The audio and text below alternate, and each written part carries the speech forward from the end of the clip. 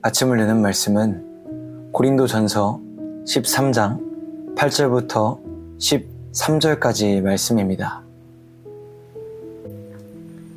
사랑은 언제까지나 떨어지지 아니하되 예언도 패하고 방언도 그치고 지식도 패하리라. 우리는 부분적으로 알고 부분적으로 예언하니 온전한 것이 올 때에는 부분적으로 하던 것이 패하리라. 내가 어렸을 때에는 말하는 것이 어린아이와 같고 깨닫는 것이 어린아이와 같고 생각하는 것이 어린아이와 같다가 장성한 사람이 되어서는 어린아이의 일을 버렸노라. 우리가 지금은 거울로 보는 것 같이 희미하나 그때에는 얼굴과 얼굴을 대하여 볼 것이요 지금은 내가 부분적으로 아나 그때에는 주께서 나를 아신 것 같이 내가 온전히 알리라.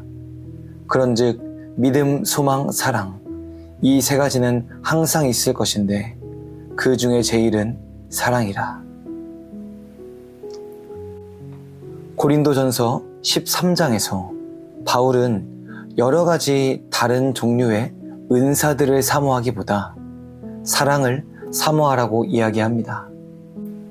또한 사랑은 하나님의 마음이며 사랑을 행하는 것이 하나님을 닮는 일이라고도 이야기합니다.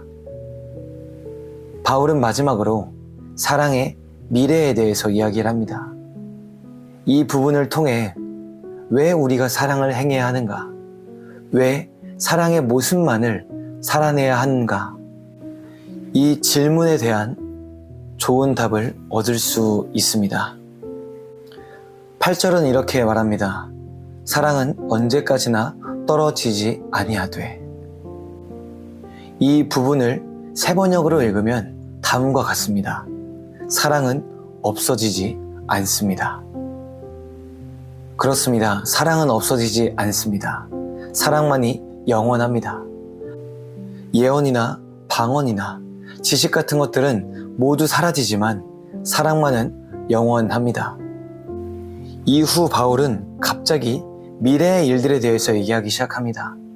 10절에서 부분적이라는 말을 3번이나 반복해서 사용하고 11절에서 어린아이라는 말을 4번이나 반복합니다. 지금 이 세계는 부분적이고 어린아이의 지식과 같습니다. 우리가 마지막 날에 주님과 마주하는 그 날과 비교하면 이 세상, 지금 우리가 살아가고 있는 현실은 참으로 불완전한 것입니다. 12절 말씀을 보시면 우리가 살고 있는 이 세계는 거울을 보는 것처럼 희미합니다. 바울이 이 편지를 쓸 당시 거울은 청동 거울이어서 잘 보이지 않았습니다. 그런 것처럼 우리가 주님을 아는 것, 주님과 만나는 것은 미래에 올 하나님의 날과 비교하면 불완전하고 희미해 보일 수밖에 없습니다. 하나님과 함께하는 미래가 온다면 우리는 주님을 온전히 알게 될 것이고 주님과 온전히 함께하게 될 것입니다. 왜 갑자기 바울이 마지막 때에 대해서 말을 했을까요? 주님과 얼굴을 마주하는 날, 주님이 나를 아시는 것처럼 나도 주님을 알게 되는 날, 왜 갑자기 이 기쁨의 날에 대해서 이야기했을까요? 그 이유는 하나님의 날로 우리를 이끄는 것이 바로 사랑이기 때문입니다. 우리의 은사, 우리의 직분, 신앙의 연수, 세상에서의 권위, 나의 자랑과 나의 권세는 결코 우리를 하나님의 나라로 주님과 함께하는 그 날로 이끌 수 없습니다. 오직 사랑만이, 하나님을 사랑하고 이 피조 세계를 사랑하는 마음만이 우리를 그 날로 이끌어 갑니다. 모든 것은 시간에 의해서 사라지겠지만 사랑은 결코 사라지지 않기 때문입니다.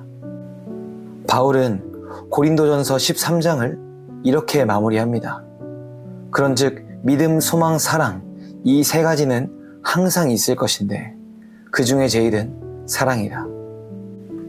믿음과 소망과 사랑 이 세 가지 중에 사랑만 중요하다는 것이 아닙니다. 셋 다 중요하고 셋 다 항상 영원히 있을 것입니다. 바울은 모두가 다 중요하지만 그 중에 제일은 사랑이라고 이야기하고 있는 것입니다. 믿음과 소망은 인간이 하나님께 품는 것입니다. 사랑은 하나님의 것이자 인간이 닮아야 하는 것입니다. 사랑이 하나님께로부터 나오고 인간은 그 사랑에 믿음과 소망과 사랑으로 반응하는 것입니다. 그렇다면 믿음과 소망, 사랑, 이 세 가지 중에 가장 중요한 것이 무엇이어야 하겠습니까? 사람이 하나님께 드리는 믿음과 소망이 아니라 하나님이 우리에게 주시는 그 마음, 사랑이 제일 중요합니다. 오늘 말씀을 돌아보며 우리가 사랑하기를 소망합니다. 예수님 말씀처럼 하나님을 사랑하고 이웃을 사랑하기를 소망합니다. 그 사랑으로 하나님의 나라에 참여하고 세상을 살리며 예수 그리스도를 닮는 성도가 되기를 주님의 이름으로 간절히 소망합니다.